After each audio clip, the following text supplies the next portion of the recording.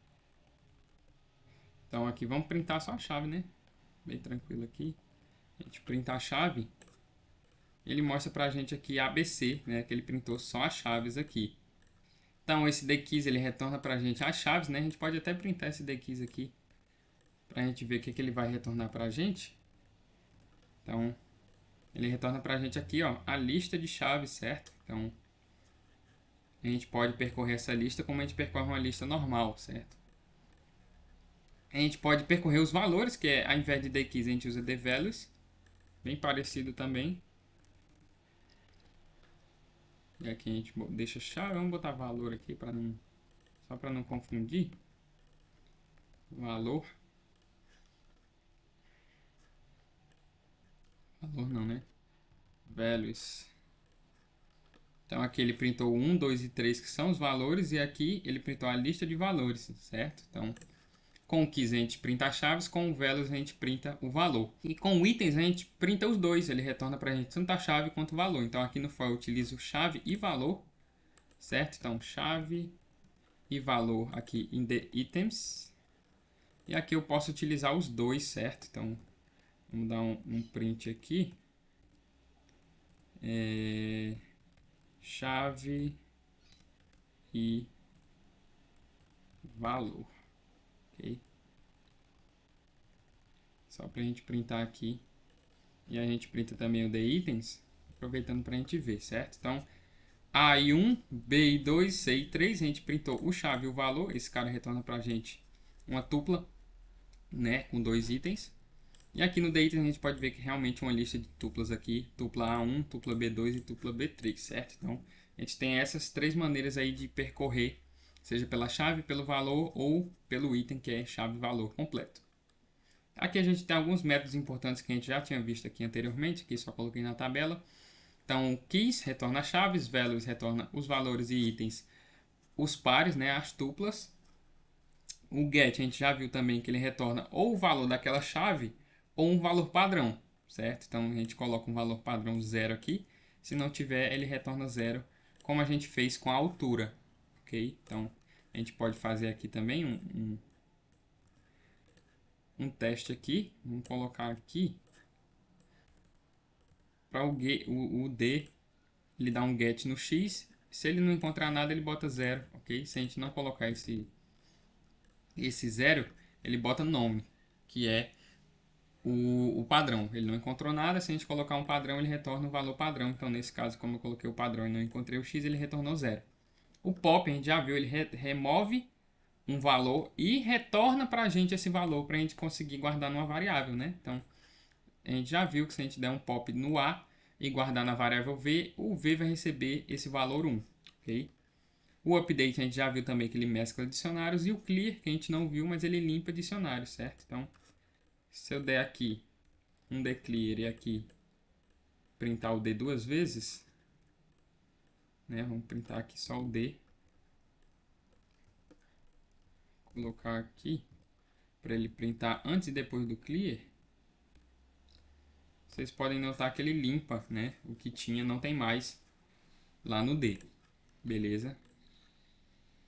E aqui eu trouxe um exemplo prático, que é a coisa mais usada com certeza com o dicionário, que é a contagem de frequência, né? Então, dado uma lista de palavras, que é essa lista aqui que ele contou, quantas vezes cada uma palavra aparece. Então, a gente, usando o dicionário, a gente não precisa criar uma variável para cada palavra dessa. A gente cria um dicionário onde a chave vai ser a palavra e o valor vai ser a quantidade de vezes que ele aparece. Então, a gente tem aqui palavras. Vamos copiar aqui, deixa eu copiar rapidinho no compilador, daqui a pouco eu volto. Aqui, pessoal, eu copiei aqui para o nosso compilador, então vamos ver como é que está funcionando. Aqui uma lista de palavras, a gente já viu em outros conteúdos lista, é uma lista normal com algumas palavras. E aqui a gente criou um dicionário vazio de frequência, certo? A gente já viu que a gente pode criar um dicionário vazio dessa forma, ok? E aí aqui um for que eu vou percorrer cada uma dessas palavras e vou atualizando o meu dicionário frequência conforme eu vou visitando elas. Então, como que acontece? Por frequência, que é um dicionário na chave palavra, então isso aqui vai ser uma chave, né? Então a gente vai ficar com essa chave aqui. Ele recebe qual valor? O frequência get palavra, que a gente já viu o que ele vai fazer. Ele vai verificar se essa palavra tem no dicionário. Se tiver, ele bota a palavra lá, o valor da palavra, só que se não tiver, ele coloca none ou um valor padrão. Nesse caso, a gente colocou o valor padrão 0 para quê? Para que se não tiver essa palavra lá, ela não apareceu ainda na lista, certo? Então a gente vai adicionar com o valor 0, ok? E depois a gente vai dar um mais 1 para fazer essa contagem. Então, se não tiver na lista, essa palavra, por exemplo, casa, ele coloca como 0 e soma 1, e aí ele passa a chave casa ter um valor 1, certo? E da próxima vez que eu for rodar, essa chave casa já vai ter um valor, então ele não vai retornar mais 0, ele vai retornar o valor que está lá, e depois vai somar mais 1. Assim a gente consegue fazer uma contagem, certo? Então a gente pode ver aqui que o dicionário ficou casa 2, tem esses dois, carro 2 também, e moto 1. Então a gente utilizou um dicionário para fazer a contagem de todos os elementos dessa lista de palavras, e a gente fez como chave valor. A chave sendo o elemento, a palavra, e o valor sendo a quantidade de vezes que ele aparece, beleza? Então isso aqui é bastante útil para a gente contar a frequência de palavra numa lista. A gente tem aqui os usos principais do dicionário na OBI, que é principalmente a contagem de elementos, muito útil para a gente fazer essa frequência. Agrupamento de dados, por exemplo, alunos por turma, né? A gente consegue fazer um chave-valor. A gente bota aluno tal, turma tal, né? Tendo essa chave-valor aí. Memorização, que é para alguns algoritmos um pouco mais complicados de programação dinâmica, que é a programação dinâmica que ele faz. Ele faz vários cálculos e ele vê num dicionário se aquele cálculo já foi realizado e tem um valor para evitar que calcule de novo, entendeu? Então, também é utilizado na UBI essa parte de memorização. E estrutura de grafos, que pode ser uma lista de adjacência, né? Que grafo é uma estrutura de dados, onde a lista de adjacências é para tal vértice, ele se liga via aresta para outro vértice. Então, a gente pode utilizar a chave como vértice e uma lista de valores a quem ele se liga pelas arestas. Então, ele é muito bom em busca, né? Porque ele busca diretamente pelo valor, pela chave, ele não precisa percorrer toda a lista. É flexível, que a gente pode utilizar com qualquer tipo de valor. A chave pode ser qualquer coisa imutável e os valores podem ser qualquer coisa imutável ou não imutável também. Pode ser uma lista, por exemplo. E é bem fácil de implementar, como a gente viu. É uma sintaxe simplificada. Por isso que é importante a gente utilizar os dicionários na OBI. E aqui eu trouxe uma questãozinha para a gente fazer da OBI de 2024. Então, vou deixar vocês lendo aí. Daqui a pouco a gente volta para resolver essa questão. Então, recomendo que vocês tentem resolver essa questão. É o alfabeto alienígena. No NEPS Academy é o exercício 2792. Então, recomendo aí que vocês tentem resolver. Já já a gente volta e resolve a questão, beleza? Aqui para resolver a questão, pessoal, vamos ler aqui rapidinho.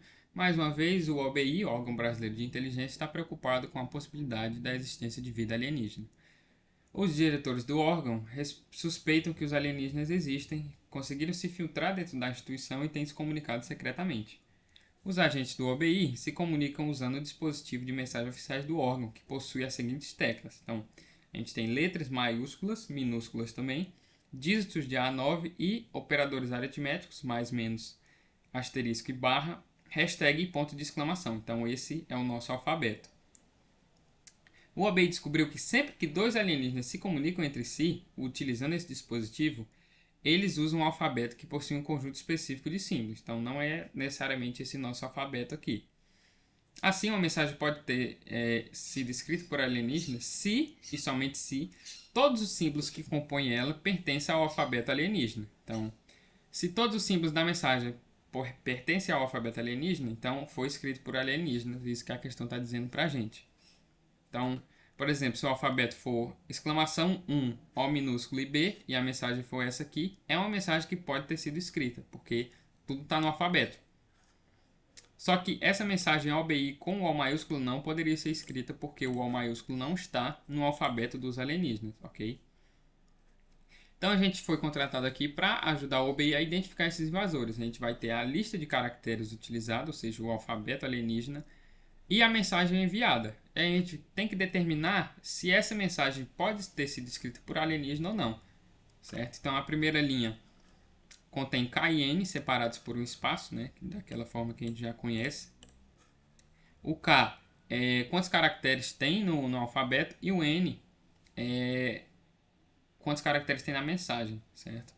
A saída é uma letra S se a mensagem pode ter sido escrita por alienígenas, ou seja, todos os caracteres da mensagem têm no alfabeto.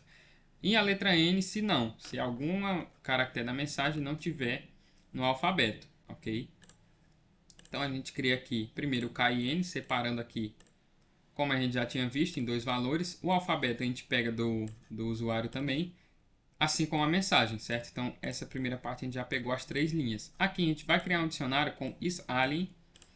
Como que vai ser o dicionário? Vai ser, para cada chave, ele vai dar true se a chave estiver no alfabeto. Então a gente vai ter esse dicionário aí.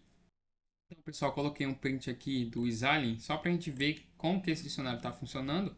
Eu preenchi esses dados com essa primeira entrada aqui, certo? Então, no dicionário a gente vai ter a exclamação, o 1, o O minúsculo e o B no dicionário, certo? Então, ele vai ter esses quatro aqui, todos vão ser true, ok? Então, vamos continuar aqui a questão.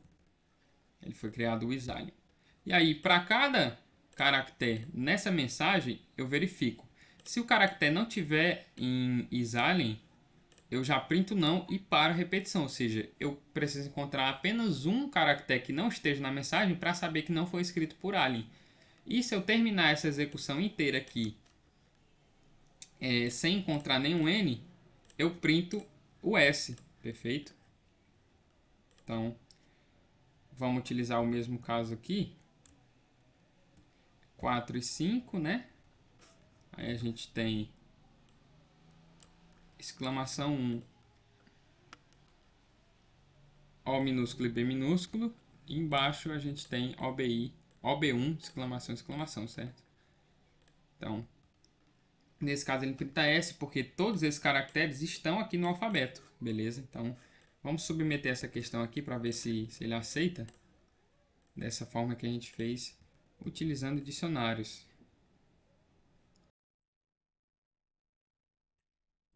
Então, pessoal, a gente pode ver aqui que foi aceito. Nosso código acertou todos os casos de teste. Então, a aula de hoje foi isso. Espero que vocês tenham entendido. Espero que tenha ficado claro. Então, aqui a minha solução que eu deixei, né? Que eu utilizei lá. Desejo para vocês bons estudos, boa prova da UBI e até a próxima.